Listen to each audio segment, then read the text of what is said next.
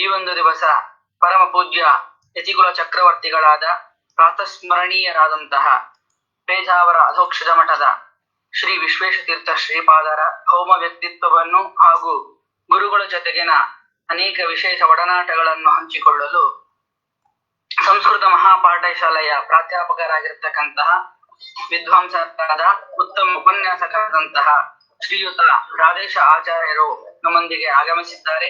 ಆಗಮಿಸಿದಂತಹ ಪೂಜ್ಯ ಆಚಾರ್ಯರಿಗೆ ಪೂರ್ಣಪ್ರಜ್ಞೆ ವಿದ್ಯಾಪೀಠದ ಹಿರಿಯ ವಿದ್ವಾಂಸರಾಗಿರ್ತಕ್ಕಂತಹ CH ಬದರೀನಾಥ ಆಚಾರ್ಯರು ಸ್ವಾಗತ ಕೋರಬೇಕೆಂಬುದಾಗಿ ನಿಮ್ಮಲ್ಲಿ ವಿನಯ ಪ್ರಾರ್ಥನೆ. ವಿದ್ಯಾಮಾನ್ಯ ರಾಜಶಿಷ್ಯಂ ರಾಷ್ಟ್ರಮಾನ್ಯ ಯತೀಶ್ವರಂ ಪ್ರಪಂಚಮಾನೀತಂ ವಂದೇ ವಿಶ್ವೇಶ ಗುರುಶೇಖರಂ.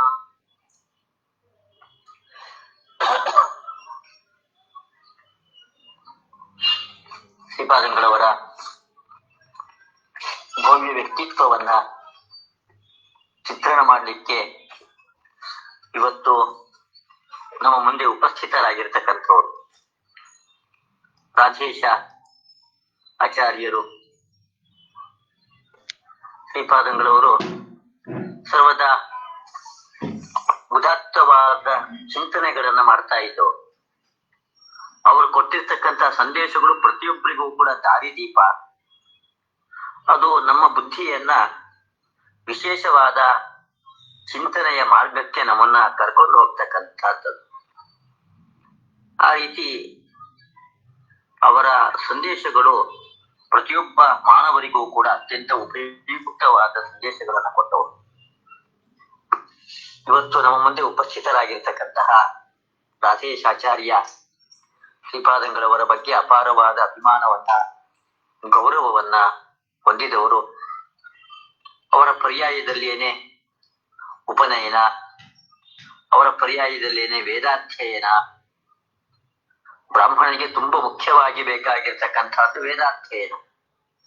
ರಾಧೇಶಾಚಾರ್ಯರು ತುಂಬಾ ಚೆನ್ನಾಗಿ ವೇದಾಧ್ಯಯನವನ್ನು ಮಾಡಿ ಇವತ್ತಿಗೂ ಕೂಡ ಕೃಷ್ಣಮಠ, ಅನಂತೇಶ್ವರ ಅಲ್ಲೆಲ್ಲ ಹೋಗಿ ವೇದ ಪಾರಾಯಣವನ್ನು ಮಾಡಿ ಜೀವನ ಬಹಳ ಸಾರ್ಥಕವನ್ನಾಗಿ ಮಾಡ್ಕೊಳ್ತಾ ಇರ್ತಕ್ಕಂಥವ್ರು. ವಿಪ್ರತ್ವ, ಬ್ರಾಹ್ಮಣ್ಯ ಸಂಪಾದಕವಾಗಿರ್ತಕ್ಕಂಥದ್ದು ವೇದ ಪಾರಾಯಣ. ಆದ್ರಿಂದ ರಾಧೇಶಾಚಾರ್ಯರಲ್ಲಿ ವಿಶೇಷವಾಗಿ ವಿಪ್ರತ್ವ, ಬ್ರಾಹ್ಮಣ್ಯಗಳು ಅವರಲ್ಲಿ ಒಗ್ಗೂಡಿದೆ. ರಾಧೇಶಾಚಾರ್ಯರು ಅವರು ಉಡುಪಿಯ ಸಂಸ್ಕೃತ ಮಹಾಪಾಠಶಾಲೆಯಲ್ಲಿ ಅಲಂಕಾರ ಶಾಸ್ತ್ರದ ಪ್ರಾಧ್ಯಾಪಕರು, ಅಲಂಕಾರ ಶಾಸ್ತ್ರದ ಪಾಠವನ್ನು ಮಾಡುವರು. ಆದರೆ ಜೀವನದಲ್ಲಿ ತುಂಬಾ ದೊಡ್ಡ ವೇದಾಂತಿಗಳು. ವೃತ್ತಿಯಿಂದ ಅಲಂಕಾರ ಶಾಸ್ತ್ರವನ್ನ ಉಪಜೀವಿಸಿಕೊಂಡಿದ್ರು ಕೂಡ ಪ್ರವೃತ್ತಿ ಎಲ್ಲವೂ ಕೂಡ ವೇದಾಂತದ ಕಡೆಗೆ ಒಳ್ಳೆ ಧರ್ಮಶ್ರದ್ಧೆಯನ್ನು ಹೊಂದಿರತಕ್ಕಂಥವರು. ಆಚಾರ್ಯರ ಶಾಸ್ತ್ರದ ಬಗ್ಗೆ ಅಪಾರವಾದ ಗೌರವವನ್ನ ಹೊಂದಿ ಸದಾಕಾಲ ಆಚಾರ್ಯರ ಶಾಸ್ತ್ರದ ಪಾರಾಯಣ, ಅಧ್ಯಯನ, ಅಧ್ಯಾಪನ ಅದರಲ್ಲೇ ತಮ್ಮನ್ನ ತೊಡಗಿಸಿಕೊಂಡಿರ್ತಕ್ಕಂಥವರು ರಾಧೇಶಾಚಾರ್ಯರು. ಇವತ್ತು ಚೌಕಿ, ಕೃಷ್ಣಮಠದ ಚೌಕಿ ಭೋಜನ ಶಾಲೆಯಲ್ಲಿ ಆ ತಿಂದಿರ್ತಕ್ಕಂತಹ ಅನ್ನ ನಮ್ಮ ಜೀವನದಲ್ಲಿ ಅದು ಒಳ್ಳೆ ಸಾರ್ಥಕವಾಗಿ ನಮ್ಮನ್ನ ಧರ್ಮ ಮಾರ್ಗದ ಕರ್ಕೊಂಡು ಹೋಗ್ಬೇಕಾದ್ರೆ ಶಾಸ್ತ್ರ ವಿಚಾರಗಳನ್ನ ಮನನ ಮಾಡ್ತಾ ಊಟವನ್ನು ಮಾಡ್ಬೇಕು. ಅದಕ್ಕೆ ರಾಧೇಶಾಚಾರ್ಯರು ಇವತ್ತಿಗೂ ಕೂಡ ಚೌಕಿಯಲ್ಲಿ ಮಹಾಭಾರತಾದಿ ಪುರಾಣಗಳನ್ನ ಹೇಳ್ತಾ ಒಳ್ಳೆ ಎಲ್ಲ ಸೇವೆ, ಆಚಾರ್ಯರ ಸೇವೆ, ಕೃಷ್ಣನ ಸೇವೆ, ಪರ್ಯಾಯ ಪೀಠಾಧೀಶ್ವರಲ್ಲಿ ವಿಶೇಷವಾಗಿ ಆಚಾರ್ಯರ ಸನ್ನಿಧಾನ ಇರುತ್ತೆ. ಆಚಾರ್ಯರ ಸೇವೆಯನ್ನು ಮಾಡ್ತಾ ಒಳ್ಳೆ ಸಾರ್ಥಕವಾದ ಉತ್ತಮವಾದ ಆದರ್ಶ ಜೀವನವನ್ನ ನಡೆಸ್ತಾ ಇರ್ತಕ್ಕಂಥವರು ರಾಧೇಶ ಆಚಾರ್ಯರು. ಅವರು ಶ್ರೀಪಾದಂಗಳವರ ಬಗ್ಗೆ ಅಪಾರವಾದ ಗೌರವವನ್ನು ಹೊಂದವರು. ಬಾಲ್ಯದಿಂದಲೂ ಕೂಡ ಶ್ರೀಪಾದಂಗಳವರನ್ನ ಕಂಡವರು. ಆದ್ರಿಂದ ಶ್ರೀಪಾದಂಗಳವರ ವ್ಯಕ್ತಿತ್ವದ ಚಿತ್ರಣವನ್ನ ಮಾಡ್ಲಿಕ್ಕೆ ರಾಧೇಶಾಚಾರ್ಯರು ಇವತ್ತು ಬಂದಿದ್ದಾರೆ. ಅವರಿಗೆ ನಾನು ನಮ್ಮ ವಿಶ್ವೇಶತೀರ್ಥ ಸೇವಾ ಸಂಘದ ವಿದ್ವಾಂಸರ ಪರವಾಗಿ ಹೃತ್ಪೂರ್ವಕವಾಗಿ ಪ್ರಣಾಮ ಪೂರ್ವಕವಾಗಿ ಸ್ವಾಗತವನ್ನ ಹೇಳ್ತಾ ಅವ್ರ ಈ ಕಾರ್ಯಕ್ರಮವನ್ನು ನಡೆಸಿಕೊಡ್ಬೇಕು ಅಂತ ಕೇಳ್ಕೊಳ್ತಾ ಇದ್ದೆ. ಪ್ರಾರಂಭ ಮಾಡ್ಬೋದಲ್ಲ? ಪ್ರಾರಂಭ ಮಾಡ್ಬೋದಲ್ಲ ಸರ್? ಕೃಷ್ಣಂ ವಂದೇ ಮಂಥಪಾಶಧರಂ ದಿವ್ಯಾರ್ಥಕಾಕೃತಿಂ ಶಿಖಾಬಂಧತ್ರಯೋಪೇತಂ ಭೈಷ್ಮೀ ಮಧ್ವಕರಾರ್ಚಿತಂ ತಪಸ್ವಾಧ್ಯಾಯ ಶುಶ್ರೂಷಾ ಕೃಷ್ಣ ಪೂಜಾರತಂ ಮುನಿಂ ವಿಶ್ವೇಶಮಿಷ್ಟದಂದೇ ಮಯೂರಾಟ್ ಚಕ್ರವರ್ತಿನಂ ಆಪಾದ ಮೌಲಿ ಪರ್ಯಂತಂ ಗುರುಣಾಂ ಆಕೃತಿ ಸ್ಮರೇತ್ ತೇನ ವಿಘ್ನಾಃ ಪ್ರಣಶ್ಯಂತಿ ಸಿದ್ಧ್ಯಂತಿ ಚ ಮನೋರಥಾಃ. ಶ್ರೀ ಗುರುಭ್ಯೋ ನಮಃ. ಪೂರ್ಣಪ್ರಜ್ಞ ವಿದ್ಯಾಪೀಠದ ಎಲ್ಲ ಗುರುಗಳನ್ನು ಹಿರಿಯರನ್ನು ವಂದಿಸುತ್ತಾ ವಿಶ್ವೇಶ ತೀರ್ಥರ ಬಗ್ಗೆ ನುಡಿಯಬೇಕು ಎಂದು ಹೇಳಿದಾಗ ಕಾಳಿದಾಸನ ಈ ಮಾತು ನೆನಪಾಗ್ತದೆ. ಸೂರ್ಯ ಪ್ರಭವೋ ವಂಶಃ ಕ್ವಚಾಲ್ಪ ವಿಷಯಾಮತಿ ತಿತೀರ್ಷು ದುಸ್ತರಂ ಮೋಹ ನುಡುಪೇ ನಾಸ್ತಿ ಸಾಗರಂ. ಸೂರ್ಯನಿಂದ ಉತ್ಪತ್ತಿಯನ್ನು ಹೊಂದಿರುವ ವಂಶವಾದರೂ ಎಲ್ಲಿ? ಇದು ಬಹಳ ಉತ್ಕೃಷ್ಟವಾದದ್ದು. ಅಲ್ಪ ವಿಷಯಕವಾದ ನನ್ನ ಬುದ್ಧಿಯಾದರೂ ಎಲ್ಲಿ? ಆದರೂ ನಾನು ಅದನ್ನು ವರ್ಣಿಸಲಿಕ್ಕೆ ಹೊರಟಿದ್ದೇನೆ. ಅದಕ್ಕೆ ಕಾರಣ ಆ ಸೂರ್ಯವಂಶದ ಬಗ್ಗೆ ನನಗಿರುವಂತಹ ಮೋಹ ಅಂತ. ಅದು ಹೇಗಾಯಿತು ಆ ಸೂರ್ಯವಂಶದ ವರ್ಣನೆ ಅಂತ ಹೇಳಿದ್ರೆ, ಸಾಗರವನ್ನು ದೋಣಿಯಿಂದ ದಾಟುವಂತೆ ಬಹಳ ಕಷ್ಟ ಸಾಧ್ಯವಾದದ್ದು ಎಂಬುದಾಗಿ ಕಾಳಿದಾಸ ಮೋಹದಿಂದ ನಾನು ಆ ಸೂರ್ಯವಂಶದ ವರ್ಣನೆಯನ್ನು ಮಾಡಲಿಕ್ಕೆ ಹೊರಟಿದ್ದೇನೆ ಅಂತ ಹೇಳ್ತಾನೆ. ಹಾಗೆಯೇ ಗುರುಗಳ ಬಗ್ಗೆ ನಾನು ಹೇಳುವಂಥದ್ದು ಕೂಡ, ಯಾಕೆಂದ್ರೆ ಗುರುಗಳಿಂದ ಸಾಕ್ಷಾತ್ ತುಂಬಾ ಪಾಠಗಳನ್ನು ಕೇಳಿದವಲ್ಲ, ಬಹಳ ಒಡನಾಟ ಇಲ್ಲ, ಆದ್ರೆ ಒಡನಾಟ ಇದೆ.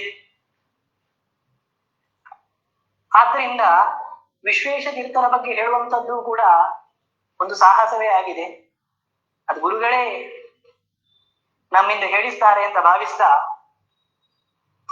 ವಿಶ್ವೇಶ ತೀರ್ಥರ ಬಗ್ಗೆ ಮಾಧ್ಯಮಗಳಲ್ಲಿ ಕೆಲವು ಅವರು ಸಮಾಜಕ್ಕೆ ಸಂದೇಶಗಳನ್ನು ನೀಡಿದ್ದಾರೆ. ಆ ಕೆಲವು ಸಂದೇಶಗಳನ್ನು ನೋಡೋಣ. ದೇವರ ಪೂಜೆ ಹೇಗೆ ಮಾಡುವುದು ಅಂತ ಎನ್ನುವುದಕ್ಕೆ ವಿಶ್ವೇಶ ತೀರ್ಥರು ಹೇಳ್ತಾರೆ, ಬೆಳಗ್ಗೆ ಎದ್ದು ಸ್ನಾನ ಮುಗಿಸಿ ಸಂಧ್ಯಾವಂದನೆ ಪೂಜೆ ಇತ್ಯಾದಿಗಳನ್ನು ನೆರವೇರಿಸಿ ದೇವರ ಪೆಟ್ಟಿಗೆಯನ್ನು ಬಂಧಿಸಿದ್ರೆ ಅಟ್ಟಕ್ಕೆ ಮಾತ್ರ ಪೂಜೆ ಮುಗಿಯಲಿಲ್ಲ, ಹೊರತು ಇಡೀ ದಿವಸ ನಾವು ಮಾಡುವಂತಹ ಎಲ್ಲ ಕರ್ಮಗಳು ಕೂಡ ಭಗವಂತನಿಗೆ ಅರ್ಪಣೆ ಆಗಬೇಕು. ಆ ರೀತಿ ತಮ್ಮ ಬೆಳಿಗ್ಗೆಯಿಂದ ರಾತ್ರಿ ಮಲಗುವವರೆಗೆ ತಮ್ಮೆಲ್ಲ ಕರ್ಮಗಳನ್ನು ದೇವರಿಗೆ ಅರ್ಪಿಸಿದವರು ವಿಶ್ವೇಶ ತೀರ್ಥರು. ಕೆಲವು ಲೌಕಿಕರಿಗೆ ಅಥವಾ ಹೊರಗಿನ ಉದ್ಯೋಗಗಳನ್ನು ಮಾಡ್ತಾ ಇರುವಂತವರಿಗೆ ತಮಗೆ ಭಾವನೆ ಇರಬಹುದು, ತಾವು ಮಾಡುವುದು ತಮ್ಮ ವರ್ಣಕ್ಕೆ ಉಚಿತವಾದ ಕರ್ಮ ಅಲ್ಲ ಎಂಬುದಾಗಿ. ಅಂತವರಿಗೆ ಈ ವಿಶ್ವೇಶ ತೀರ್ಥರ ಈ ಸಂದೇಶ ಎನ್ನುವಂಥದ್ದು ಬಹಳ ಬಹಳ ಇಷ್ಟವಾಗುವಂಥದ್ದು. ಯಾಕೆ ಅಂತ ಹೇಳಿದ್ರೆ, ಅವರು ಮಾಡುವಂತಹ ಯಾವುದೇ ಕರ್ಮ ಇರಲಿ, ಅದನ್ನು ಭಗವದ್ಪ್ರೀತ್ಯರ್ಥವಾಗಿ ಮಾಡಿದಾಗ ಅದು ದೇವರ ಸೇವೆಯೇ ಎನಿಸ್ತದೆ. ಆ ರೀತಿ ತಮ್ಮ ಇಡೀ ಕರ್ಮಗಳನ್ನು ದೇವರಿಗೆ ಅರ್ಪಿಸಿದವರು ವಿಶ್ವೇಶ ತೀರ್ಥರು. ಇನ್ನು ಭಗವದ್ಗೀತೆಯನ್ನು ಓದಿದಾಗ ಅಲ್ಲಿರುವ ಎಲ್ಲ ಪಂಕ್ತಿಗಳು ಕೂಡ ವಿಶ್ವೇಶ ತೀರ್ಥರಲ್ಲಿ ಚೆನ್ನಾಗಿ ಅನ್ವಯವಾಗ್ತವೆ. ಅದು ಭಗವದ್ಗೀತೆಯ ಪಂಕ್ತಿಗಳು ಅರ್ಥ ಆಗಬೇಕು ಅಂತಾದ್ರೆ ವಿಶ್ವೇಶ ತೀರ್ಥರ ಜೀವನವನ್ನು ನೋಡ್ಬೇಕು, ಅವರ ಗುಣಗಳನ್ನು ಮೆಲುಕು ಹಾಕಬೇಕು. ಈಗ ಒಂದು ವಾಕ್ಯ ತೆಗೆದುಕೊಳ್ಳೋಣ. ಸುಖ ದುಃಖೇ ಸಮೇಕೃತ್ವ ಲಾಭಾಲಾಭೌ ಜಯಾಜಯೌ ತಥೋ ಯುದ್ಧಾಯ ಯುಜ್ಯಸ್ವ ನೈವಂ ಪಾಪಮವಾಪ್ಸ್ಯಸಿ. ಶ್ರೀಪಾದರು ತಮ್ಮ ಇಡೀ ಜೀವನ ಯುದ್ಧ ಮಾಡಿದ್ದಾರೆ, ಪ್ರತಿನಿತ್ಯ ಪ್ರತಿ ಕ್ಷಣ. ಆಗ ಅವರಿಗೆ ಸುಖ ದುಃಖಗಳು, ಲಾಭ ನಷ್ಟ ಎಲ್ಲ ಉಂಟಾಗಿದೆ. ಆದ್ರೆ ಅದೆಲ್ಲವನ್ನು ಕೂಡ ಭಗವದ್ ಪ್ರೀತ್ಯರ್ಥರಾಗಿ ಮಾಡಿದ್ರಿಂದ ಅವರಿಗೆ ಯಾವುದೇ ಪಾಪರೇಪ ಎನ್ನುವಂಥದ್ದು ಉಂಟಾಗಿಲ್ಲ. ಆ ವಾಕ್ಯಗಳು ಚೆನ್ನಾಗಿ ಅವರಲ್ಲಿ ಕೂಡುತ್ತದೆ. ಯಜ್ಞದಾನ ತಪಕರ್ಮ ನತ್ಯಾಜ್ಯಂ ಕಾರ್ಯಮೇವ ತತ್ ಯಜ್ಞೋದಾನಂ ತಪಶ್ಚೈವ ಭಾವನಾನಿ ಮನೀಷಿಣಾಂ. ಶ್ರೀಪಾದರು ಯಜ್ಞದಾನ ತಪಕರ್ಮವನ್ನು ಎಂದೂ ಬಿಟ್ಟವರೇ ಅಲ್ಲ. ಇತ್ತೀಚೆಗೆ ಅವರ ಒಂದು ದೂರವಾಣಿಯಲ್ಲಿ ಬಂದಂತಹ ಒಂದು ವಿಡಿಯೋ ನೋಡಿದ್ದೆ. ಅದರಲ್ಲಿ ಅವರು ಬೆನ್ನು ನೋವು ಇದ್ದಾಗಲೂ ಕೂಡ ಮಲಗಿಕೊಂಡಾದ್ರೂ ತಮ್ಮ ಜಪರೂಪವಾದಂತಹ ಅನುಷ್ಠಾನವನ್ನು ಮಾಡ್ತಾ ಇದ್ರು. ಇದು ನಮಗೆ ಆದರ್ಶ. ಎಂತಹ ಸಂದರ್ಭವೇ ಬರಲಿ ದೇವರ ಜಪ ಇತ್ಯಾದಿ ನಿತ್ಯ ಕರ್ಮಗಳನ್ನು ಬಿಡಬಾರದು ಅಂತ. ಇನ್ನು ವಿಶ್ವೇಶ ತೀರ್ಥರು ಮತ್ತು ಅವರ ದೇಶಭಕ್ತಿಯ ಬಗ್ಗೆ ನೋಡೋಣ. ಅವರು ಭಾರತವು ಬಹಳ ಸಂಕಷ್ಟದಲ್ಲಿರುವಂತಹ ಪರಿಸ್ಥಿತಿಯಲ್ಲಿ ಒಂದು ಸಂದೇಶವನ್ನ ಕಳುಹಿಸಿದ್ದಾರೆ. ಪಾಕಿಸ್ತಾನದಿಂದ ನಿರಂತರ ಕಾಶ್ಮೀರದಲ್ಲಿ ಆಕ್ರಮಣ ಆಗ್ತಲೇ ಇತ್ತು. ಉರಿದಾಳಿಯಲ್ಲಿ ಭಾರತದ ಕೆಲವು ಸೈನಿಕರು ದೇಶಕ್ಕೋಸ್ಕರ ಪ್ರಾಣವನ್ನು ಅರ್ಪಿಸಿದ್ದಾರೆ. ಅಂತಹ ಸಮಯದಲ್ಲಿ ವಿಶ್ವೇಶ ತೀರ್ಥರು ನೀಡಿರುವಂತಹ ಸಂದೇಶ ಎಂತಹ ಸೈನಿಕರಿಗೂ ಕೂಡ ಅದು ಸ್ಫೂರ್ತಿಯನ್ನು ನೀಡುವಂಥದ್ದು. ತನ್ನ ಮರಣ ದೇಶಕ್ಕೋಸ್ಕರ ಆಗ್ತಾ ಇದೆ ಎಂಬುದಾಗಿ ಸಂತೋಷದಿಂದ ಪ್ರಾಣವನ್ನು ತ್ಯಜಿಸಬಹುದು. ಆ ರೀತಿ ಸ್ಫೂರ್ತಿಯನ್ನು ನೀಡಿರುವಂಥದ್ದು. ಯಾರು ದೇಶಕ್ಕೋಸ್ಕರ ಹೋರಾಡ್ತಾ ರಣರಂಗದಲ್ಲಿ ಪ್ರಾಣವನ್ನು ಅರ್ಪಿಸ್ತಾರೋ ಅವರು ಸೂರ್ಯಮಂಡಲವನ್ನು ಭೇದಿಸಿ ಸ್ವರ್ಗವನ್ನು ಹೊಂತಾರೆ ಅಂತ. ಅಂದ್ರೆ ಇದು ಎಂತಹ ಪ್ರಜೆಯಲ್ಲಿಯೂ ಕೂಡ ಬಹಳ ಒಂದು ಸ್ಫೂರ್ತಿಯನ್ನು, ಒಂದು ತಾವು ಮಾಡುವಂತಹ ಕರ್ಮದಲ್ಲಿ ಶ್ರದ್ಧೆಯನ್ನು ಉಂಟು ಮಾಡುವಂಥದ್ದು. ಅಂತಹ ಗುರುಗಳ ದೇಶಭಕ್ತಿ ಅನನ್ಯವಾದದ್ದು. ಅವರ ಸಂದೇಶಗಳು ಎಂಥವರನ್ನೂ ಕೂಡ ಬದಲಾವಣೆ ಮಾಡಬಹುದು. ಇನ್ನು ವಿಶ್ವೇಶ ತೀರ್ಥರ ಚಿಂತನೆ ಎನ್ನುವಂಥದ್ದು ಬಹಳ ವಿಶಾಲವಾಗಿರುವಂಥದ್ದು. ಅವರದ್ದು ಬಹಳ ದೂರ ದೃಷ್ಟಿ, ಸಂಕುಚದ ದೃಷ್ಟಿ ಅಲ್ಲ. ಅವರು ಮಾಡುವಂತಹ ಕರ್ಮ ನಮಗೆ ಕೆಲವೊಂದ್ಸಲ ಶಾಸ್ತ್ರ ವಿರುದ್ಧ ಅಂತ ತೋರ್ಬಹುದು. ಆದ್ರೆ ಬಹಳ ದೂರ ದೃಷ್ಟಿಯಿಂದ ಅವರು ಆ ಕರ್ಮವನ್ನು ಮಾಡ್ತಾರೆ. 100 ಜನರಿಗೆ ಒಳ್ಳೆಯದಾಗ್ತದೆ ಅಂತ ಆದ್ರೆ ಅವರು ತಮ್ಮ ಅನುಷ್ಠಾನವನ್ನು ಸ್ವಲ್ಪ ಮೊಟಕುಗೊಳಿಸಬಹುದು. ಅಂತಹ ಉದಾತ್ತ ಚಿಂತನೆ ಅವರದ್ದು. ಪ್ರಾಯ ಒಂದು 2-3 ವರ್ಷಗಳ ಹಿಂದೆ ರಾಜಾಂಗಣದಲ್ಲಿ ಒಂದು ಸಮ್ಮೇಳನ ನಡೆದಿತ್ತು, ವೇದ ಸಮ್ಮೇಳನ. ಅಲ್ಲಿ ಎಲ್ಲ ವೇದಜ್ಞರು ಅಲ್ಲಿ ಸೇರಿದ್ರು. ನಮ್ಮ ನಾಡಿನ ಹಿರಿಯ ಸಂಸ್ಕೃತ ವಿದ್ವಾಂಸರು ಅಲ್ಲಿ ವೇದಕ್ಕೆ ಅರ್ಥವನ್ನು ತಿಳಿಯಲೇಬೇಕು, ವೇದವನ್ನು ಕೇವಲ ಉರುಹೊಡೆದು ಹೇಳಿದರೆ ಸಾಲದು ಎಂಬುದಾಗಿ ಹೇಳಿದರು. ಅವರದ್ದು ಸದಾಶಯವೇ ಆಗಿದೆ. ಆದ್ರೆ ಶ್ರೀಪಾದರು ಅದೇ ಸಭೆಯ ನಂತರ ಕೊನೆಗೆ ವೇದದ ಅರ್ಥ ತಿಳಿಯದಿದ್ರೂ ಅದು ಫಲವನ್ನು ನೀಡ್ತದೆ. ಹೇಗೆ ರಾಷ್ಟ್ರಗೀತೆಯು ರಾಷ್ಟ್ರದ ಎಲ್ಲ ಪ್ರಜೆಗಳಲ್ಲಿಯೂ ರಾಷ್ಟ್ರಭಕ್ತಿಯನ್ನು ತುಂಬುತ್ತದೆಯೋ ಹಾಗೆಯೇ ವೇದಾಧ್ಯಯನವು, ವೇದ ಪಾರಾಯಣವು ಭಗವಂತನಲ್ಲಿ ಭಕ್ತಿಯನ್ನು ತುಂಬುತ್ತದೆ ಎಂಬುದಾಗಿ ಹೇಳಿದರು. ಶ್ರೀಪಾದರಿಗೂ ಕೂಡ ವೇದಾರ್ಥದ ಜ್ಞಾನದ ಮಹತ್ವ ತಿಳಿದಿತ್ತು.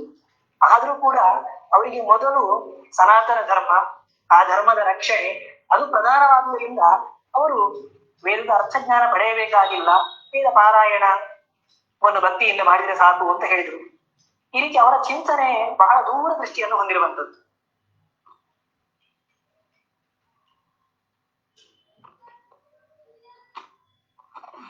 ಮನುಷ್ಯ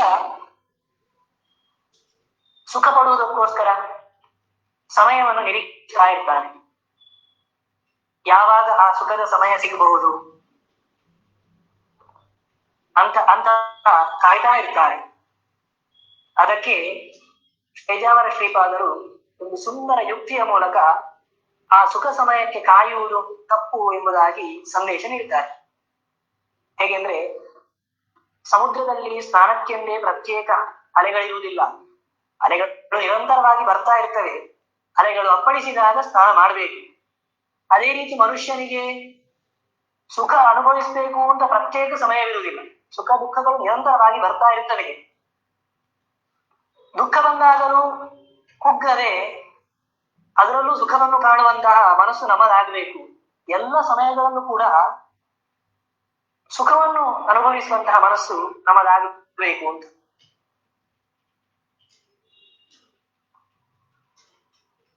ಇನ್ನು ಈ ಜಗತ್ತಿಗೆ ಒಬ್ಬ ಕರ್ತೃ ಇದ್ದೇ ಇದ್ದಾನೆ ಎಂಬುದನ್ನು ವಿಶ್ವೇಶ ತೀರ್ಥರು ಒಂದು ಒಳ್ಳೆಯ ಯುಕ್ತಿಯ ಮೂಲಕ ಅದನ್ನು ಸಮಾಜಕ್ಕೆ, ಜನರಿಗೆ ತಿಳಿಸ್ತಾರೆ. ಹೇಗೆ ಗಡಿಯಾರದ ಮುಳ್ಳು ವಿದ್ಯುತ್ ಶಕ್ತಿಯಿಂದ ನಿರಂತರವಾಗಿ ಸುತ್ತುತ್ತಾ ವ್ಯವಸ್ಥಿತವಾಗಿ ಸಮಯವನ್ನು ನಿರ್ಧರಿಸ್ತಾ ಇರ್ತದೋ ಹಾಗೆಯೇ ವಿಶ್ವವೆಂಬ ಗಡಿಯಾರವೂ ಕೂಡ ವ್ಯವಸ್ಥಿತವಾಗಿ ನಡೀಲಿಕ್ಕೆ ಒಂದು ಚಾಲಕ ಶಕ್ತಿ ಇರಲೇಬೇಕು. ಅದು ಯಾರು ಅಂತ ಹೇಳಿದ್ರೆ ಅವನೇ ಪರಮಾತ್ಮ ಎಂಬುದಾಗಿ ಆ ಪರಮಾತ್ಮನ ಅಸ್ತಿತ್ವವನ್ನು ಯುಕ್ತಿಯ ಮೂಲಕ ಚೆನ್ನಾಗಿ ವಿಶದಪಡಿಸ್ತಾರೆ. ಇನ್ನು ಯಾವ ಸಂಸ್ಥೆಯಲ್ಲಿ ಆಗಲಿ, ಯಾವ ಧಾರ್ಮಿಕ ಕೇಂದ್ರಗಳಲ್ಲಿ ಆಗಲಿ, ಅಲ್ಲಿ ಏನಾದ್ರೂ ಕೆಲಸವನ್ನು ಮಾಡುವವರ ಮಧ್ಯೆ ಭಿನ್ನಾಭಿಪ್ರಾಯ ಬಂತು ಅಂತ ಆದ್ರೆ ಅವರು ಶೀಘ್ರವೇ ಅಲ್ಲಿಗೆ ತೆರಳಿ ಅವರು ಮಾಡುವಂತಹ ಉದ್ಯೋಗ ಅದು ದೇವರ ಕರ್ಮ ಆಗಿರುವಂತದ್ದು ಎಂಬುದಾಗಿ ಅವರಲ್ಲಿ ಆಸ್ತಿಕತೆಯನ್ನು ತುಂಬಿ, ಅವರಲ್ಲಿ ಇನ್ನೂ ಕೂಡ ಆಸ್ತಿಕತೆ ಅಂತ ಹೇಳಲಿಕ್ಕೆ ಆಗುದಿಲ್ಲ, ಎಲ್ಲರೂ ಆಸ್ತಿಕರೇ, ಅವರಲ್ಲಿ ಇನ್ನೂ ಕೂಡ ಹೆಚ್ಚು ಭಗವತ್ ಪ್ರಜ್ಞೆಯನ್ನು ಜಾಗೃತಗೊಳಿಸಿ ಆ ಸಂಸ್ಥೆ ಅಥವಾ ದೇವಾಲಯ ಚೆನ್ನಾಗಿ ಅಥವಾ ಯಾವುದೇ ಧಾರ್ಮಿಕ ಕೇಂದ್ರ ಚೆನ್ನಾಗಿ ಮತ್ತೆ ನಡೀಬೇಕು ಎನ್ನುವ ಉದ್ದೇಶದಿಂದ ಚೆನ್ನಾಗಿ ಅವರಲ್ಲಿ ಸ್ಫೂರ್ತಿಯನ್ನು ತುಂಬುತ್ತಾ ಇದ್ರು. ಮತ್ತೆ ನಡೆಯುವಂತೆ ಆ ಸಂಸ್ಥೆ ನಿರ್ವಿಘ್ನವಾಗಿ ನಡೆಯುವಂತೆ ಮಾಡ್ತಾ ಇದ್ದವರು ವಿಶ್ವೇಶ ತೀರ್ಥರು. ಅಂದ್ರೆ ಅವರಿಗೆ ಇಡೀ ಜಗತ್ತು ಎನ್ನುವಂಥದ್ದು ಭಗವಂತನ ಸ್ಥೂಲ ಪ್ರತಿಮೆ ಎಂಬುದಾಗಿ ಚೆನ್ನಾಗಿ ಮನಸ್ಸಿನಲ್ಲಿ ಆಳವಾಗಿ ಬೀರಿರುತ್ತು. ಆ ರೀತಿ ಒಳ್ಳೆಯ ಶಾಸ್ತ್ರಜ್ಞಾನವನ್ನು ಹೊಂದಿರುವವರು ಆ ಸ್ಥೂಲ ಪ್ರತಿಮೆಗೆ ಎಲ್ಲಿ ಹಾನಿಯಾದ್ರೂ ಕೂಡ ಅದನ್ನು ಬಿಡ್ತಾ ಇರಲಿಲ್ಲ ಹಾನಿಯಾಗಲಿಕ್ಕೆ. ಆ ಸಂಸ್ಥೆಗೆ ಹೋಗ್ತಾ ಇದ್ರು, ಅಲ್ಲಿಯ ಭಿನ್ನಾಭಿಪ್ರಾಯಗಳು ಏನಿದ್ರು ಕೂಡ ತಮ್ಮ ಅಭಿಪ್ರಾಯವನ್ನು ತಿಳಿಸಿ ಸಂಸ್ಥೆ ಚೆನ್ನಾಗಿ ಮುನ್ನಡೆಯುವಂತೆ ಮಾಡ್ತಾ ಇದ್ರು. ಅಂತಹ ಉದಾತ್ತ ವ್ಯಕ್ತಿತ್ವ ಅವರದ್ದು. ಒಂದು ಸುಭಾಷಿತ ಇದೆ, ಎಷ್ಟು ಸಂಚರತೆ ದೇಶಾಂ ಎಷ್ಟು ಸೇವೇತ ಪಂಡಿತಾಂ ತಸ್ಯ ವಿಸ್ತಾರಿತ ಬುದ್ಧಿ ತೈಲಬಿಂದುರಿವಾಂಭಸ. ವಿಶ್ವೇಶ ತೀರ್ಥ ಗುರುಗಳು ಇಡೀ ಭಾರತ ದೇಶವನ್ನ ಸಂಚರಿಸಿದ್ದಾರೆ. ಅನೇಕ ಶಿಷ್ಯರಿಗೆ ಉಪದೇಶ ಮಾಡಿದ್ದಾರೆ, ಜ್ಞಾನಿಗಳ ಸೇವೆಯನ್ನು ಮಾಡಿದ್ದಾರೆ, ಜ್ಞಾನಿಗಳ ಹೊರ ಸೇವೆಯನ್ನು ಮಾಡಿದ್ದಾರೆ. ಕೇವಲ ಜ್ಞಾನಿಗಳು ಅಂತಲ್ಲ, ದೀನ ದಲಿತರವರೆಗೂ ಎಲ್ಲರನ್ನೂ ದೇವರನ್ನು ಕಂಡಿದ್ದಾರೆ. ಹೀಗೆ ಅವರ ಬುದ್ಧಿ ತುಂಬಾ ಚುರುಕಾಗಿ ಅದರಿಂದ ಸಮಾಜಕ್ಕೆ ತುಂಬಾ ಒಳಿತಾಗಿದೆ. ಇನ್ನು ಕರ್ಮಗಳು ಎರಡು ರೀತಿಯಾಗಿದೆ, ಒಂದು ಶ್ರೇಯ ಕರ್ಮ ಮತ್ತು ಪ್ರೇಯ ಕರ್ಮ ಎಂಬುದಾಗಿ. ಇದು ಎರಡನ್ನೂ ಕೂಡ ಮಾಡಿದವರು ಶ್ರೀಪಾದರು. ಆದ್ರೆ ಅವರಲ್ಲಿ ಒಂದು ವಿಶಿಷ್ಟತೆ ಇದೆ, ಸ್ವಾಧ್ಯಾಯ, ಪ್ರವಚನ, ಜಪ, ಹೋಮಾದಿಗಳು ಶ್ರೇಯಕರ್ಮಗಳಾದರೆ ಬಾವಿ ತೋಡಿಸುವಂಥದ್ದು, ಧರ್ಮಛತ್ರ ಕಟ್ಟಿಸುವಂಥದ್ದು, ಇವುಗಳೆಲ್ಲ ಪ್ರೇಯಕರ್ಮಗಳಾಗಿವೆ. ಇವುಗಳಲ್ಲಿ ಶ್ರೇಯಕರ್ಮವೇ ಮೋಕ್ಷಕ್ಕೆ ದಾರಿಯಾಗಿದ್ರೂ ಕೂಡ ಶ್ರೀಪಾದರು ಕೆರೆ, ಆಸ್ಪತ್ರೆಗಳ ನಿರ್ಮಾಣ, ವಿದ್ಯಾರ್ಥಿ ನಿಲಯ ನಿರ್ಮಾಣ, ಶಿಕ್ಷಣ ಸಂಸ್ಥೆಗಳ ನಿರ್ಮಾಣ, ಇವೇ ಮೊದಲಾದಂತಹ ಪ್ರೇಯಕರ್ಮಗಳನ್ನು ಕೂಡ, ಲೌಕಿಕ ಶಿಕ್ಷಣ ಸಂಸ್ಥೆಗಳು, ಇವೇ ಮೊದಲಾದಂತಹ ಪ್ರೇಯಕರ್ಮಗಳನ್ನು ಕೂಡ ಭಗವತ್ ಪ್ರೀತಿಕರವಾಗಿ ಭಗವಂತನ ಸೇವೆ ಎನ್ನುವಂತಹ ದೃಷ್ಟಿಯಿಂದ ಅದನ್ನು ಶ್ರೇಯಕರ್ಮವಾಗಿಸಿದ್ದಾರೆ. ಆ ರೀತಿ ಪ್ರೇಯಕರ್ಮವನ್ನು ಶ್ರೇಯಕರ್ಮವನ್ನಾಗಿಸಿ ಕೀರ್ತಿಯನ್ನು ಹೊಂದಿದವರು ಪೂಜ್ಯರಾದಂತಹ ವಿಶ್ವೇಶ ತೀರ್ಥ ಗುರುಗಳು. ಪ್ರತಿಯೊಬ್ಬರಿಗೂ ಕೂಡ ತಾನು ಯಶಸ್ಸನ್ನು ಸಂಪಾದಿಸಬೇಕು ಎನ್ನುವಂತಹ ಹಂಬಲ ಇದ್ದೇ ಇರ್ತದೆ, ತಾನು ಮಾಡುವ ಕರ್ಮದಲ್ಲಿ ಯಶಸ್ಸನ್ನು ಸಂಪಾದಿಸಬೇಕು ಅಂತ. ಆದ್ರೆ ಆ ಯಶಸ್ಸನ್ನು ಹೊಂದುವುದು ಹೇಗೆ? ಅದಕ್ಕೆ ವಿಶ್ವೇಶ ತೀರ್ಥರು ಒಳ್ಳೆಯ ಸಂದೇಶವನ್ನು ನೀಡಿದ್ದಾರೆ. ಉದಯಿಸುತ್ತಿರುವಂತಹ ಸೂರ್ಯ ಮತ್ತು ಓಡುವ ಕುದುರೆಯ ಫೋಟೋ ಹಾಕಿದರೆ ಯಶಸ್ಸು ಸಿಗುವುದಿಲ್ಲ. ಯಶಸ್ಸು ಕಾಣಬೇಕಾದ್ರೆ ಸೂರ್ಯನಿಗಿಂತ ಮೊದಲೇ ಎದ್ದು ಕುದುರೆಯ ತರ ಓಡಬೇಕು, ದುಡಿಬೇಕು ಅಂತ. ಇದು ವಿಶ್ವೇಶ ತೀರ್ಥರೇ ಈ ಸಂದೇಶವನ್ನು ನೀಡಿದ್ರಿಂದ ಅದು ಬಹಳ ತೂಕವನ್ನು ಹೊಂದಿರ್ತದೆ, ಅದಕ್ಕೆ ಬಹಳ ಮಹತ್ವ ಬರ್ತದೆ. ಇದರಂತೆ ಅಕ್ಷರಶಃ ನಡೆದುಕೊಂಡವರು ಗುರುಗಳು. ಯಾಕೆಂದ್ರೆ ಅವರು ಪ್ರಾತಃ ಕಾಲ ಬ್ರಾಹ್ಮಿ ಮುಹೂರ್ತದಲ್ಲಿ ಎದ್ದು ಯೋಗಾಸನ ಇತ್ಯಾದಿಗಳನ್ನು ಮುಗಿಸಿ ಕರ್ಮಕ್ಕೋಸ್ಕರ ಹೋದವರು. ಇಡೀ ದಿನ ಬೇಕಾದಷ್ಟು ಹಣವನ್ನು ಸಂಪಾದಿಸಿದ್ದಾರೆ, ವಿದ್ಯೆಯನ್ನು ಸಂಪಾದಿಸಿದ್ದಾರೆ, ಜ್ಞಾನವನ್ನು ಸಂಪಾದಿಸಿದ್ದಾರೆ. ಬಂದಂತಹ ಹಣವನ್ನು ಸದ್ವಿನಿಯೋಗ ಮಾಡಿದ್ದಾರೆ, ಬೇಕಾದಷ್ಟು ಎಲ್ಲರಿಗೆ ಹಂಚಿದ್ದಾರೆ. ವಿದ್ಯೆ ಇಲ್ಲದವನಿಗೆ ಗೌರವವಿಲ್ಲ, ಹಣ ಇಲ್ಲದವನಿಗೆ ದಾನವಿಲ್ಲ. ಸುಭಾಷಿತಕಾರ ಅದಕ್ಕೆ ಈ ರೀತಿಯಾಗಿ ಹೇಳಿದ್ದಾನೆ, ಕ್ಷಣಶಃ ಕಣಶಶ್ಚೈವ ವಿದ್ಯಾಮರ್ಥಂಚ ಸಾಧಯೇ. ವಿಶ್ವೇಶ ತೀರ್ಥರು ಕ್ಷಣ ಕ್ಷಣಕ್ಕೂ ವಿದ್ಯೆಯನ್ನು ಸಂಪಾದಿಸಿದ್ದಾರೆ, ಜ್ಞಾನವನ್ನು ಸಂಪಾದಿಸಿದ್ದಾರೆ. ಕಣಕಣದಲ್ಲೂ ಪ್ರತಿ ಕ್ಷಣದಲ್ಲೂ ಹಣವನ್ನು ಸಂಪಾದಿಸಿದ್ದಾರೆ, ಹಣವನ್ನು ಮತ್ತೆ ಜ್ಞಾನಕ್ಕೋಸ್ಕರ ವಿನಿಯೋಗ ಮಾಡಿದ್ದಾರೆ. ಈ ರೀತಿ ಇದು ಬಹಳ ನಮಗೆಲ್ಲರಿಗೂ ಆದರ್ಶಪ್ರಾಯವಾಗಿರುವಂಥದ್ದು. ಇನ್ನು ಶ್ರೀಪಾದರು ವೇದದ ಜ್ಞಾನ ಏನುಂಟು ಅದನ್ನು ಸಮಾಜಕ್ಕೆ ಚೆನ್ನಾಗಿ ಹಂಚ್ತಾ ಇತ್ತು. ಒಂದು ಸಲ ರಾಜ್ಯಾಂಗಣದಲ್ಲಿ ಒಂದು ಕಾರ್ಯಕ್ರಮ, ಅಲ್ಲಿ ಆ ಪೂರ್ಣ ಕಾರ್ಯಕ್ರಮ ಸಂಸ್ಕೃತ ಭಾಷೆಯಲ್ಲೇ ಆಗ್ತಾ ಇತ್ತು. ಮೊದಲಿಗೆ ತಮ್ಮ ಸಂದೇಶವನ್ನು ಸಂಸ್ಕೃತದಲ್ಲಿ ಶ್ರೀಪಾದರು ತಿಳಿಸಿದರು. ಆಗ ಅವರಿಗೆ ಗೊತ್ತಾಯಿತು ಇದು ನಾನು ಹೇಳಿದಂತಹ ಸಂದೇಶ ಮಾಧ್ಯಮದವರಿಗೆ ಮುಟ್ತಾ ಇಲ್ಲ ಅಂತ. ತಕ್ಷಣ ಕನ್ನಡ ಭಾಷೆಯಲ್ಲಿ ತಾನು ಏನು ಹೇಳಿದೆ ಅದರ ಸಾರವನ್ನು ಸ್ಪಷ್ಟವಾಗಿ ಮಾಧ್ಯಮದಲ್ಲಿ ತಿಳಿಸಿದರು. ಈ ರೀತಿ ವೇದ ಅಧ್ಯಯನ ಮಾಡಬೇಕು ಅಂತಾದ್ರೆ ಕೆಲವೊಂದು ನಿಯಮಗಳು, ವರ್ಣ ಇತ್ಯಾದಿಗಳ ಅವಶ್ಯಕತೆ ಇರಬಹುದು. ಸರಿಯಾದ ಎಲ್ಲ ವರ್ಣಾಶ್ರಮಗಳಿಗೆ ಇಲ್ಲ ಅಂತ ಇರಬಹುದು. ಆದ್ರೆ ವೇದ ಜ್ಞಾನದಲ್ಲಿ ಯಾರೆಲ್ಲ ಯೋಗ್ಯರಿದ್ದಾರೋ ಅವರೆಲ್ಲರಿಗೂ ತಲುಪಬೇಕು, ಯಾರೆಲ್ಲ ಸಜ್ಜನರಿದ್ದಾರೋ ಅವರಿಗೆಲ್ಲರಿಗೂ ತಲುಪಬೇಕು ಎನ್ನುವ ದೃಷ್ಟಿಯಿಂದ ಸಮಾಜಕ್ಕೆ ಚೆನ್ನಾಗಿ ಜ್ಞಾನವನ್ನ ಮುಟ್ಟಿಸ್ತಾ ಇದ್ರು.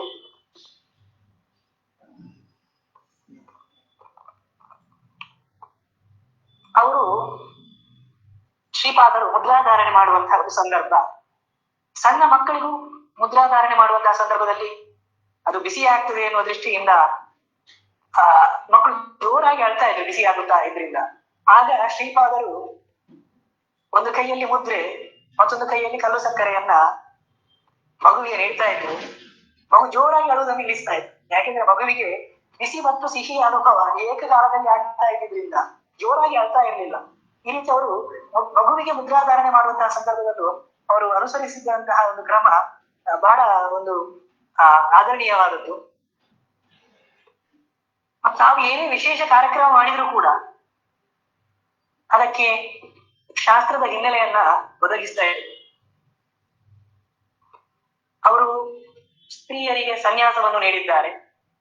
ಆ ವಿಚಾರದಲ್ಲೂ ಆಕ್ಷೇಪ ಬಂದಿತ್ತು. ಆ ಆಕ್ಷೇಪಕ್ಕೆ ಅವರು ನೀಡುತ್ತಿದ್ದಂತಹ ಉತ್ತರ ಆ ಮಹಾಭಾರತದ ಕಥೆಯನ್ನು ಉಲ್ಲೇಖಿಸಿ ಅದನ್ನು ಸಮನ್ವಯ ಮಾಡ್ತಾ ಇತ್ತು. ಅದು ತಾನು ಮಾಡಿದ ಸರಿ ಎಂಬುದಾಗಿ ಅದಕ್ಕೆ ದಾಖಲೆಯನ್ನ ನೀಡ್ತಾ ಇತ್ತು. ದೊಡ್ಡ ಪ್ರಯೋಜನವಿದ್ದಾಗ, ಅನೇಕ ಜನರಿಗೆ ಹಿತಾಗ್ತದೆ ಎಂದು ಇರುವಾಗ ಅವರು ತಮ್ಮ ನಿಯಮವನ್ನು ಮೊಟಕುಗೊಳಿಸ್ತಾ ಇದ್ರು. ಸಾಧಾರಣವಾಗಿ ಪರ್ಯಾಯದ ಸಂದರ್ಭದಲ್ಲಿ ಶ್ರೀಪಾದರು ಭೋಜನವನ್ನು ಸ್ವೀಕರಿಸಲಿಕ್ಕೆ ಒಂದು ಸ್ಥಳ ನಿಗದಿಯಾಗಿರ್ತದೆ ಕೃಷ್ಣ ಮಠದ ಒಳಗಡೆ. ಆದ್ರೆ ಸುಧಾಮಂಗಳದ ಸಮಯದಲ್ಲಿ ಶ್ರೀಪಾದರು ತಮ್ಮ ಭಿಕ್ಷೆಯನ್ನ ಎಲ್ಲ ವಿದ್ವಾಂಸರ ಸಮ್ಮುಖದಲ್ಲಿ ನೆರವೇರಿಸ್ತಾ ಇದ್ರು. ಅದು ಕೃಷ್ಣ ಮಠದ ಒಳಗಡೆಯಲ್ಲಿ ಸ್ಥಳ ಸಾಕಾಗ್ತಾ ಇಲ್ಲ ಅಂತ ಇರುವಾಗ ಅವರು ರಾಜಾಂಗಣದಲ್ಲಿ ಎಲ್ಲ ವಿದ್ವಾಂಸರ ಸಮ್ಮುಖದಲ್ಲಿ ದೇವರ ಪ್ರಸಾದವನ್ನು ಸ್ವೀಕರಿಸಿದ್ದಾರೆ.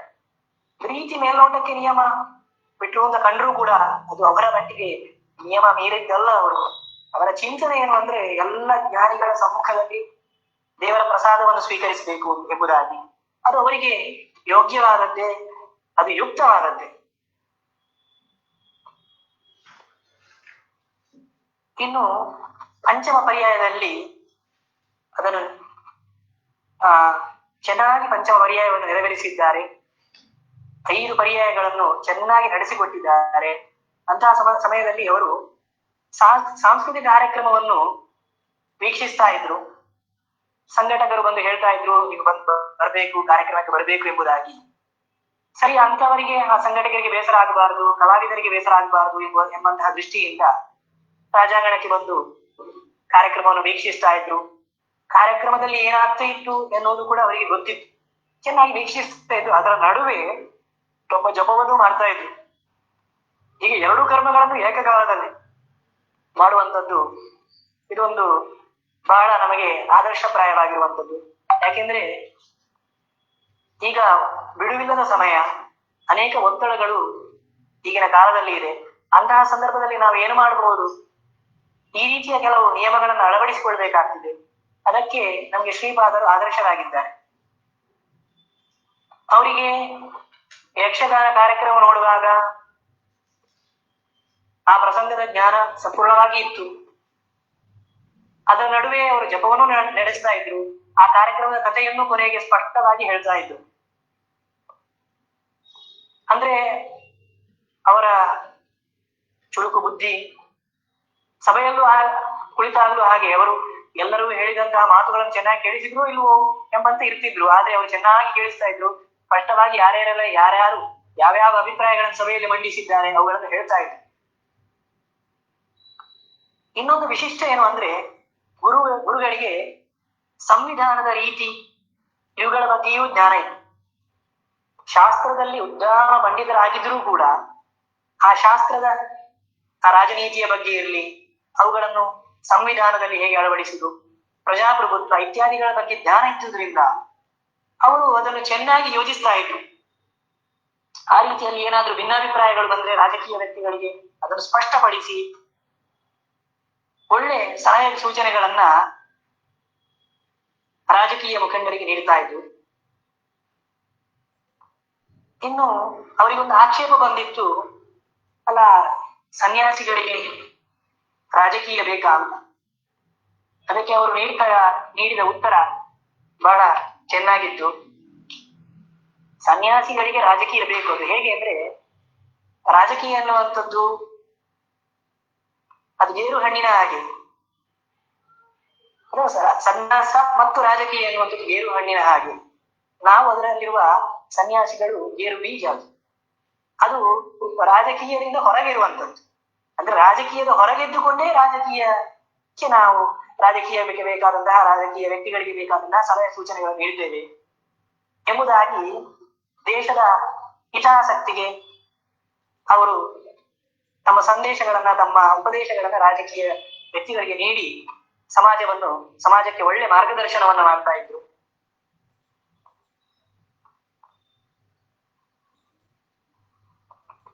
ಇನ್ನು ಸಂಸ್ಕೃತ ಕಾಲೇಜು ಇತ್ತೀಚೆಗೆ ಜೀರ್ಣೋದ್ಧಾರಗೊಂಡು ನಡೀತಾ ಇದೆ. ಇದು 1 ವರ್ಷದ ಹಿಂದೆ, 2 ವರ್ಷದ ಹಿಂದೆ ಅದು ಜೀರ್ಣೋದ್ಧಾರ ಕಾರ್ಯ ಎಲ್ಲ ಆಗ್ತಾ ಇತ್ತು. ಶ್ರೀಪಾದರು ಆ ಜೀರ್ಣೋದ್ಧಾರಕ್ಕೆ ಮೊದಲು ದೇಣಿಗೆಯನ್ನು ನೀಡಿ, ದೊಡ್ಡ ಮೊತ್ತದ ದೇಣಿಗೆಯನ್ನು ನೀಡಿ, ಅದಕ್ಕೆ ಆ ಜೀರ್ಣೋದ್ಧಾರಗೊಳ್ಳಬೇಕು ಕಟ್ಟಡ, ಆ ಮೂಲಕ ಇಲ್ಲಿ ನಡೀತಿರುವಂತಹ ಜ್ಞಾನ ಪ್ರಸಾರಕ್ಕೆ ಯಾವುದೇ ವಿಘ್ನ ಉಂಟಾಗಬಾರದು ಎನ್ನುವ ದೃಷ್ಟಿಯಿಂದ ದೊಡ್ಡ ಮೊತ್ತದ ದೇಣಿಗೆಯನ್ನು ನೀಡಿ ಆ ಎಲ್ಲರನ್ನು ಹುರಿದುಂಬಿಸಿದ್ದಾರೆ. ಅವರ ದೇಣಿಗೆ ಬಂದ ನಂತರ ಮತ್ತೆ ಸಮಾಜದ ಎಲ್ಲ ವ್ಯಕ್ತಿಗಳಿಂದ, ಸಜ್ಜನರಿಂದ ಒಳ್ಳೆ ದೇಣಿಗೆ ಬಂದು ಜೀರ್ಣೋದ್ಧಾರ ಬಹಳ ಶೀಘ್ರವಾಗಿ ಚೆನ್ನಾಗಿ ಸಂಪನ್ನಗೊಂಡಿತು. ಒಂದು ದಿವಸ ಜೀರ್ಣೋದ್ಧಾರ ಆಗ್ತಾ ಇರುವಂತಹ ಸಂದರ್ಭದಲ್ಲಿ ಶ್ರೀಪಾದರು ಉಡುಪಿಗೆ ಬಂದಿದ್ರು. ಅಂದು ಏಕಾದಶಿ, ಶುದ್ಧ ಉಪವಾಸ ಇದ್ದವರು. ನಮ್ಮ ಸಂಸ್ಕೃತ ಕಾಲೇಜಿನ ಕಟ್ಟಡದ ಕೊನೆ ಮೇಲಿನ ಮಹಡಿಯವರೆಗೂ ಕೂಡ ಅವರಿಗೆ ಆಗ ವೀಲ್ ಚೇರ್ ಶಿಷ್ಯರು ಎತ್ತಿಕೊಂಡು ಹೋಗ್ತಾ ಇದ್ರು. ಏಕಾದಶಿ ಉಪವಾಸ ಆಗಿದ್ರು ಕೂಡ ಆ ಕಟ್ಟಡದ ಎಲ್ಲ ಜೀರ್ಣೋದ್ಧಾರದ ಕೆಲಸಗಳನ್ನು ಕೂಡ ತಾವು ಮೇಲ್ಗಡೆ ಹೋಗಿ ವೀಕ್ಷಿಸಿ ಕೆಲಸಗಾರರಿಗೆ, ತಾಂತ್ರಿಕ ಸಿಬ್ಬಂದಿಗಳಿಗೆಲ್ಲ ಪ್ರೋತ್ಸಾಹವನ್ನು ನೀಡಿದವರು. ಅಂದ್ರೆ ಅವರ ಚಿಂತನೆ, ಅವರು ಎಲ್ಲೆಲ್ಲೂ ಕೂಡ ಎಲ್ಲ ಕರ್ಮಗಳಲ್ಲಿಯೂ ಕೂಡ ಎಲ್ಲ ಕಡೆಗಳಲ್ಲೂ ಕೂಡ ಭಗವಂತನನ್ನ ನೋಡ್ತಾ ಇದ್ದವರು. ಹಾಗಾಗಿ ಅವರಿಗೆ ಆ ಏಕಾದಶಿ ಆಗಿದ್ರೂ ಕೂಡ ಅಷ್ಟು ಮೇಲೆ, ಇಡೀ ಮಹಡಿಯ ಮೇಲೆ ಹೋಗಿ ಎಲ್ಲ ಕೆಲಸಗಳನ್ನು ವೀಕ್ಷಿಸಿ ಪ್ರೋತ್ಸಾಹವನ್ನು ನೀಡಿ ಹುರಿದುಂಬಿಸಿದವರು. ಇದು ಬಹಳ ಆದರ್ಶಪ್ರಾಯವಾಗಿರುವಂಥದ್ದು. ಹೀಗೆ ಅವರಿಗೆ, ಪೇಜಾವರ ಶ್ರೀಪಾದರಿಗೆ ಶರೀರ ಎನ್ನುವಂಥದ್ದು ಒಂದು ಸಾಧನೆಗೆ ಒಂದು ಮಾಧ್ಯಮ ಮಾತ್ರ. ಅವರಿಗೆ ಶರೀರದ ಬಗ್ಗೆ ಅವರಿಗೆ ಹೆಚ್ಚು ಕಾಳಜಿ ಇಲ್ಲ, ಹಾಗಂತ ಉಪೇಕ್ಷೆಯೂ ಇಲ್ಲ. ನಿತ್ಯ ಸರಳ ಯೋಗಾಭ್ಯಾಸವನ್ನು ಮಾಡ್ತಾ ಇದ್ರು, ಶರೀರವನ್ನು ರಕ್ಷಿಸ್ತಾ ಇದ್ರು. ದೇಶಕ್ಕೆ ಯಾವಾಗ ಕಷ್ಟ ಬರ್ತಾ ಇತ್ತು, ಯಾವಾಗ ಕೋಮು ಗಲಭೆಗಳಾಗ್ಲಿ ಅಥವಾ ಸಮಾಜದ ಸ್ವಾಸ್ಥ್ಯ ಎನ್ನುವಂಥದ್ದು ಕೆಡ್ತಾ ಇತ್ತು, ಆವಾಗೆಲ್ಲ ಉಪವಾಸವನ್ನ ಮಾಡಿ, ಅಥವಾ ಯಾವುದೇ ಮುಷ್ಕರಗಳಾಗಿದ್ದಾಗ ಉಪವಾಸವನ್ನು ಮಾಡಿ ಸಮಸ್ಯೆಯನ್ನು ಬಗೆಹರಿಸ್ತಾ ಇತ್ತು. ಹೀಗೆ ಅವರ ಇಡೀ ಜೀವನ ಎನ್ನುವಂಥದ್ದು ಭಗವದ್ ಅರ್ಪಿತವಾಗಿದೆ, ಸಮಾಜಕ್ಕೆ ಸ್ಫೂರ್ತಿಯನ್ನು ನೀಡಿದೆ.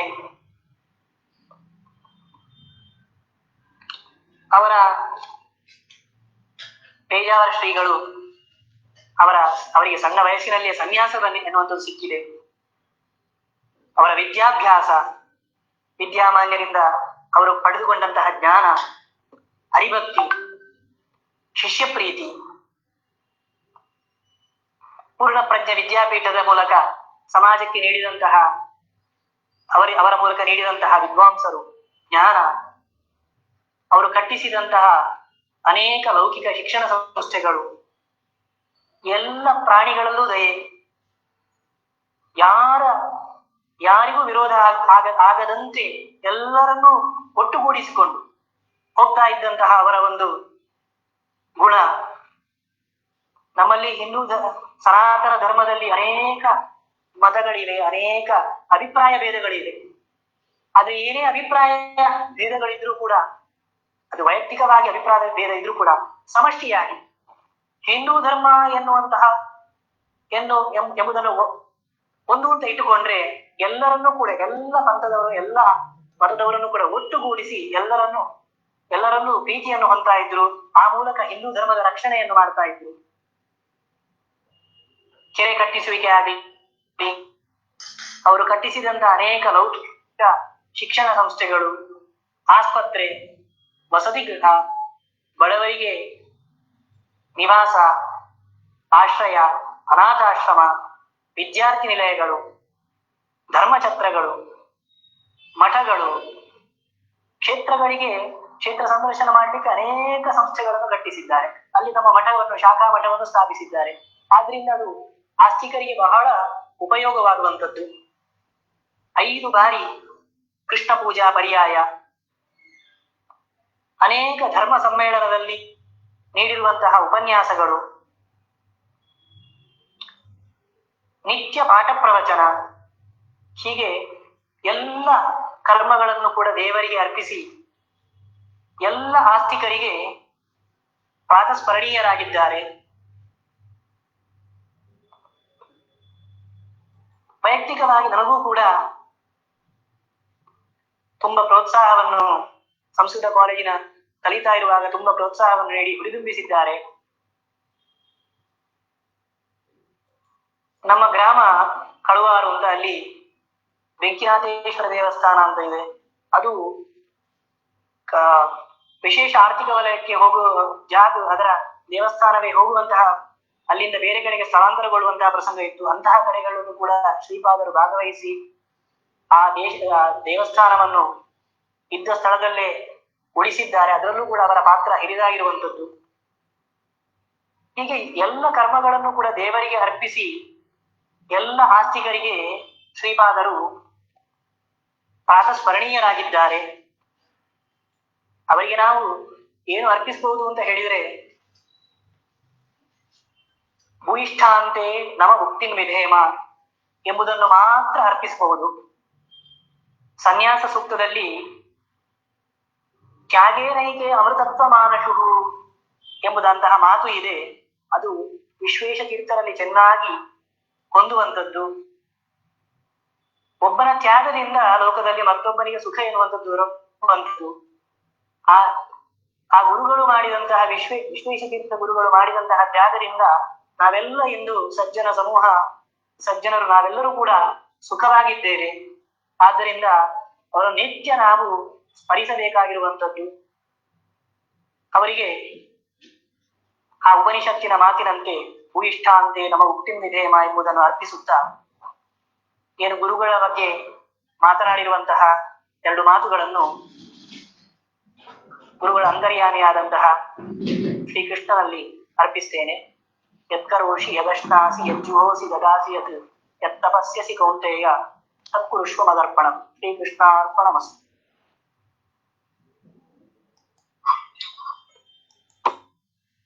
ಶ್ರೀಯುತ ರಾಧೇಶ ಆಚಾರ್ಯರು ಇಷ್ಟು ಹೊತ್ತುಗಳ ಕಾಲ ಗುರುಗಳ ಬಹುಮ ವ್ಯಕ್ತಿತ್ವವನ್ನು ಪರಿಚಯಿಸಿದರು. ಅವರು ಹೇಳುವಾಗ ಯಾವಾಗಲೂ ಕೂಡ ಗುರುಗಳು ತಮ್ಮ ಪ್ರವಚನದಲ್ಲಿ ಯುಕ್ತಿಗಳನ್ನ ಹೇಳ್ತಾ ಇದ್ರು ಅಂತ ಹೇಳಿದ್ರು. ಯಶಸ್ಸು ಅನ್ನುವುದು ಅವರು ಸೂರ್ಯ ಮತ್ತು ಕುದುರೆಗೆ ಹೋಲಿಸ್ತಾ ಇದ್ರು ಅಂತ. ಅಂದ್ರೆ ಅರ್ಥ ಅದಕ್ಕೆ, ಸೂರ್ಯ ಉದಯಿಸೋಕ್ಕಿಂತ ಮೊದಲು ನಿಮ್ಮ ಕಾರ್ಯವನ್ನ ಪ್ರಾರಂಭ ಮಾಡಿ ಕುದುರೆಯ ತರ ನಿಮ್ಮ ಜೀವನದಲ್ಲಿ ಓಡಬೇಕು ಎಂಬುದಾಗಿ. ಹಾಗಾಗಿ ಯಶಸ್ಸು ಅನ್ನುವುದು ಸುಮ್ಮನೆ ಕುಳಿತುಕೊಂಡ್ರೆ ಸಿಗ್ತಕ್ಕಂಥದ್ದಲ್ಲ, ಒಂದು ಕಠಿಣ ಪರಿಶ್ರಮದಿಂದ ಅದನ್ನ ಪಡೆಯಲು ಸಾಧ್ಯ ಎನ್ನುವಂತಹ ಒಂದು ನೀತಿಯನ್ನ, ತತ್ವವನ್ನ ಜಗತ್ತಿಗೆ ಸಾರಿದಂತಹವರು ಶ್ರೀ ವಿಶ್ವೇಶ ತೀರ್ಥರು. ಜೊತೆಗೆ ಅವರು ಹೇಳುವಾಗ ತಮ್ಮನ್ನು ತಾವು ಜನಾರ್ದನನಿಗೆ ಹಾಗೂ ಜನಸೇವೆಗೆ ತಮ್ಮನ್ನ ಸಮರ್ಪಿಸಿಕೊಂಡವರು ಮಹಾನುಭಾವರು ಶ್ರೀ ಪರಮ ಪೂಜ್ಯ ವಿಶ್ವೇಶತೀರ್ಥರು ಎಂಬುದಾಗಿ ತಿಳಿಸಿಕೊಟ್ರು. ಇಷ್ಟು ಹೊತ್ತು ಕಾಲ ಗುರುಗಳ ಅನೇಕ ಭೌಮ ವ್ಯಕ್ತಿತ್ವವನ್ನು ಪರಿಶೀಲಿಸಿದಂತಹ ಶ್ರೀಯುತ ರಾಧೇಶ ಆಚಾರ್ಯರಿಗೆ ಅನಂತ ಪ್ರಣಾಮಗಳನ್ನ ಸಲ್ಲಿಸುತ್ತಾ ಇಂದಿನ ದಿವಸ ಈ ಕಾರ್ಯಕ್ರಮ ಇಲ್ಲಿಗೆ ಮುಕ್ತಾಯವಾಗ್ತಾ ಇದೆ. ಇನ್ನು ನಾಳೆಯ ದಿವಸ ಶ್ರೀಪಾದಂಗಳವರ ಅಭಿಮಾನಿಗಳಾದಂತಹ ಹಾಗೂ ಸಮಾಜ ಸೇವಕರಾದಂತಹ ಶ್ರೀಯುತ ರಾಮಮೂರ್ತಿ ಭಟ್ ಹಾಗೂ ಶ್ರೀಯುತ ವೆಲ್ಪು ಯೋಗೇಶ್ ರಾವ್ ಅವರು ನಾಳೆಯ ದಿವಸ ಕಾರ್ಯಕ್ರಮವನ್ನ ನಡೆಸಿಕೊಡಲಿದ್ದಾರೆ. ಸರಿಯಾಗಿ ಎಲ್ಲರೂ 7 ಗಂಟೆಗೆ ಸೇರೋಣ ಎಂಬುದಾಗಿ ತಿಳಿಸುತ್ತಾ ಇಂದಿನ ಕಾರ್ಯಕ್ರಮವನ್ನ ಮುಗಿಸ್ತಾ ಇದ್ದೇವೆ. ಶ್ರೀಕೃಷ್ಣ ಅರ್ಪಣಮಸ್ತು.